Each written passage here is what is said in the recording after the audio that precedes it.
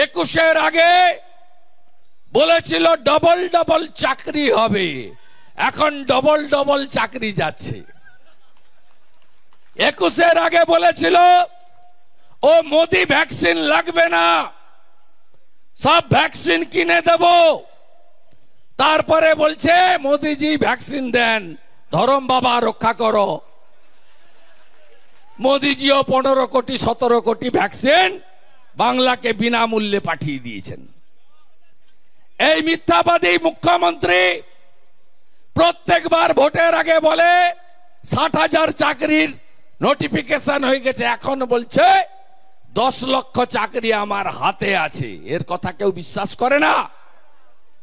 এর আমলে আপনারা শুনে রাখুন, আমি কিছুদিন ক্যাবিনেটে ছিলাম, এই ডক্টর অমিত মিত্র বলে একটা লোক আছে, 6 লক্ষ পার্মানেন্ট পোস্ট অবলুপ্ত করেছেন, তার বদলে 30,000 কন্ট্রাকচুয়াল চাকরি হয়েছে পার্টির নেতাদের আত্মীয় স্বজন অথবা টাকার বিনিময়ে।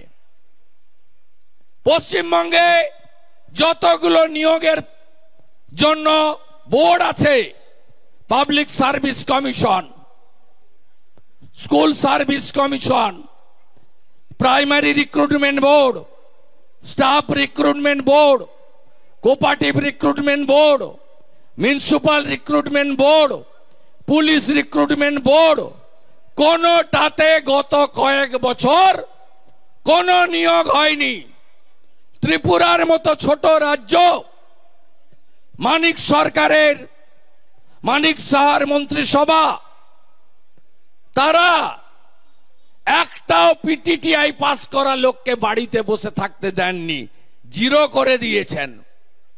বিহারে সব para teacher part timer regularise, উড়িষ্যাতে 58,000 ক্যাজুয়াল কন্ট্রাকচুয়াল রেগুলারাইজ করে সরকার বলেছে পার্মানেন্ট জব ছাড়া দেব না। আর এই রাজ্যের নেত্রী বটে শিল্প বাগান গুজরাটে, একটার পর একটা কারখানা বন্ধ করে রাজ্যটাকে শ্মশান করেছে। পিসি ভাইপোর কথা, ভাইপো কবে আসছেন? গোল্ডেন রিট্রিটে এসেছিলেন, 3,500 পুলিশ, একদিনে 1.5 ঘন্টার মিটিং এ খরচ 27 লক্ষ টাকা। এর আগের বারে আমার বাড়ির কাছে গিয়ে বলেছিল পকেটে হাত ঢুকিয়ে তোর বাপকে ডাক। যত বলবে মেদিনীপুরের লোক তত এদের ঝাঁটিয়ে বিদায় করবে, ঝাঁটিয়ে বিদায় করবে, কারণ এরা মেদিনীপুরের লোককে চাকর বাকর ভাবে, আর আমরা চাকর বাকর নই। আমাদেরই বিদ্যাসাগর বর্ণ পরিচয় স্রষ্টা, আমাদেরই ক্ষুদিরাম বোস বিস্ময় বালক 1908-এর 11ই আগস্ট জীবন মৃত্যুকে পায়ের ভিত্ত করে আত্মবলিদান দিয়েছিলেন। আমাদেরই মাতঙ্গিনী হাজরা, যার নামে এই ব্লক, তিনি তমলুকের বানপুকুরে 42-এর 29 সেপ্টেম্বর আত্মবলিদান করেছিলেন। আমরা এই মেদিনীপুর 42-এ 17ই ডিসেম্বর সতীশ বাবু, সুশীল বাবু, অজয় বাবু জাতীয় সরকার প্রতিষ্ঠা করেছিল, ব্রিটিশরাও ফেলতে পারেনি।